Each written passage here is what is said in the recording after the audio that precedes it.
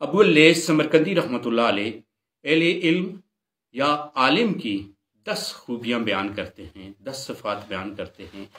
پہلی جو خوبی ہے وہ ہے اخلاص۔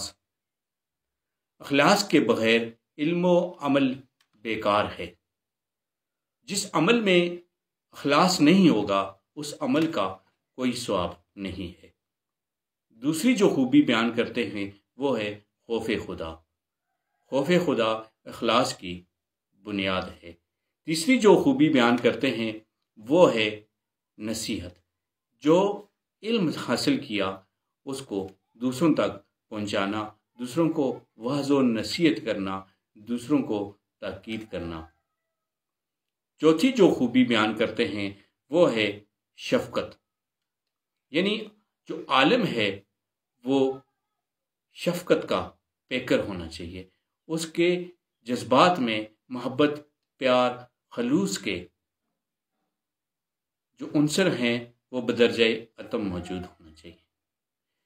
جو پانچویں خوبی بیان کرتے ہیں وہ ہے صبر و بردباری۔ صبر و بردباری تبلیغ کے لیے نہایت ضروری ہے۔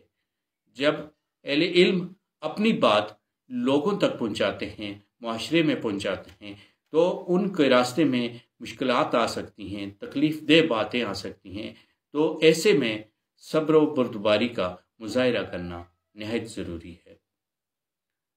جو چھٹی خوبی ہے وہ ہے تواضع۔ صحیح علم تواضع سکھاتا ہے۔ تواضع اللہ تبارک و تعالیٰ کو بھی پسند ہے اور بندوں کو بھی پسند ہے۔ جو ساتویں خوبی ہے وہ ہے عفت، پاک دامنی، یعنی جو عالم ہے اس کا پاک دامن ہونا نہایت ضروری ہے۔ اگر وہ پاک دامن نہیں ہوگا تو اس کی بات کا کسی پر اثر نہیں ہوگا۔ جو آٹھویں خوبی ہے وہ ہے مطالعہ۔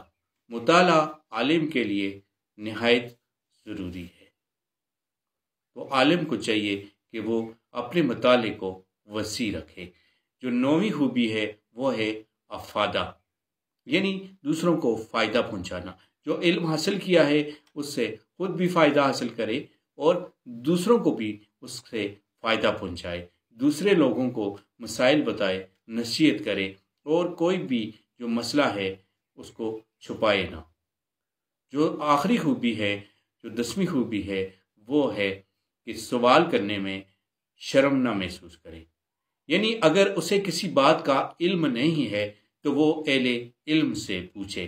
قرآن مجید میں اللہ تبارک و تعالیٰ فرماتے ہیں فَاسْأَلُوا أَهْلَ الذِّكْرِ إِن كُنتُمْ لَا تَعْلَمُونَ۔